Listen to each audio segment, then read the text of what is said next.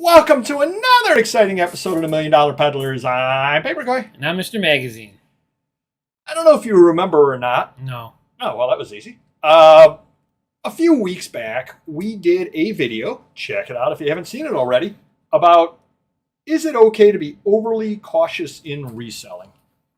Okay. And that was the one where I was talking about how cheap I am in buying things. I don't know if you remember that or not. I do. I remember you being cheap, yeah.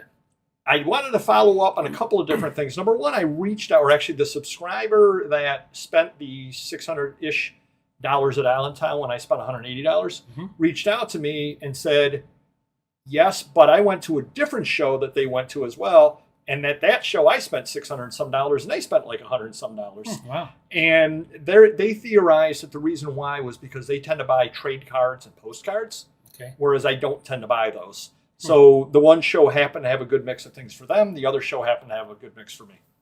I said, well, good thing you didn't tell me that before we shot the video, because I would have completely shot the video to heck. It works out well. But somebody else did comment on the on that video, and I'm going to read their comment, and I want your thoughts on it, Mr. Magazine. Okay. I've also been book selling for 20 years, still buying heavily, but I think the best way to say it would be I'm just buying differently. When there are walls in the buying, I start listing from the really old stock, and I'm surprised by what I have. I think we both there. Yeah. It's like you're seeing it with fresh eyes again, like you've just shopped all over again for the first time. I'm currently at 140 to 160 banker boxes worth of unlisted stock. Wow. Of books, paper items, postcards, and more, going back from as recently purchased as this past weekend to 20 years ago. Tens of thousands of items when you factor in the banker boxes entirely full of just paper items. It never ends, but it always eventually gets listed, hopefully. It was a real help during the pandemic when it was hard to source to have such a backlog.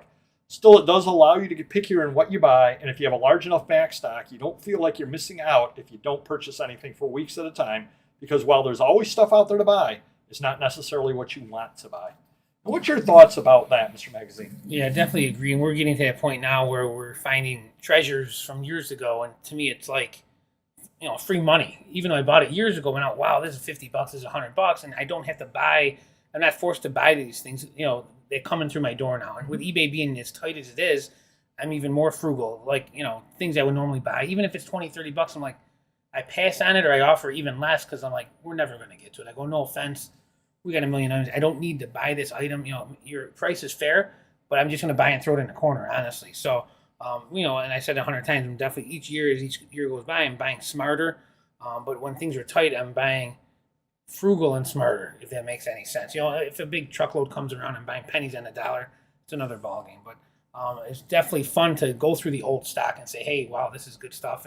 And now I got more employees that can list some of those things, like the vintage toys and the old photos and stuff. So we're actually getting the old stock on, which is nice. I did pay for it years ago. Might as well get some money back on it.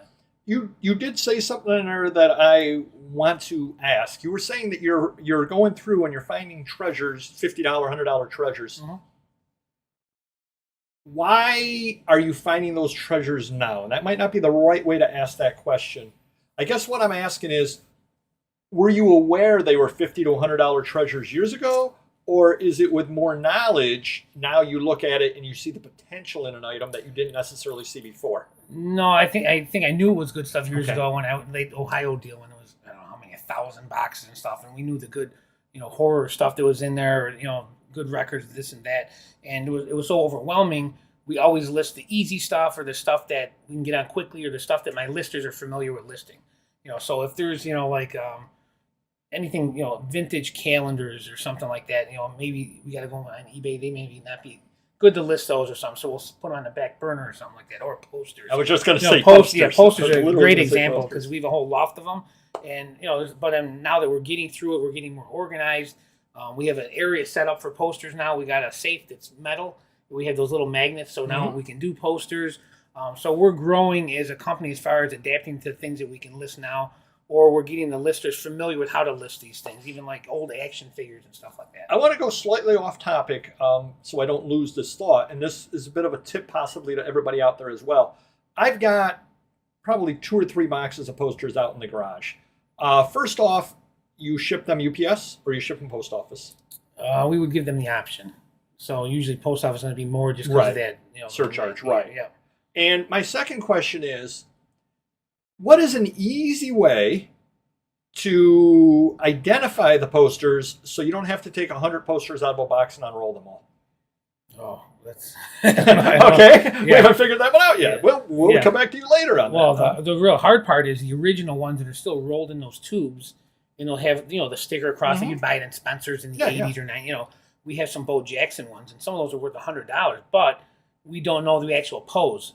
There might be ways of searching on that number. I don't know. Like I said, those are things that we put on the back burner because we don't know what it's worth. Not that we don't have the time, but it may take. Right. It might take them 15 I minutes would to say, figure out. why spend 15 minutes? And Yep. then do you really want to take it out? Because now if you take it out, there's no way it's going to go for $100 because now it's it's out of that tube. It's it's not new anymore.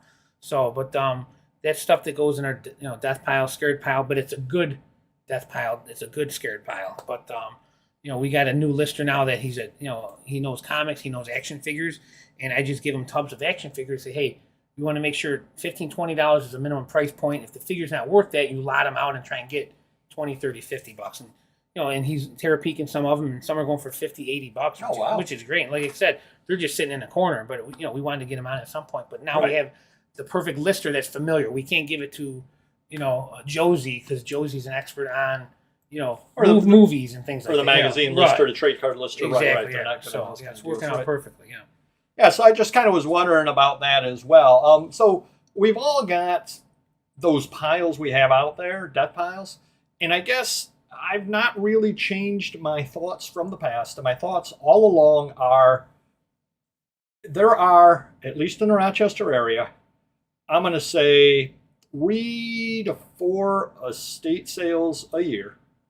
Now, you don't deal in that way. I do. I go to the estate sales. There are 3 to 4 a year that are killer.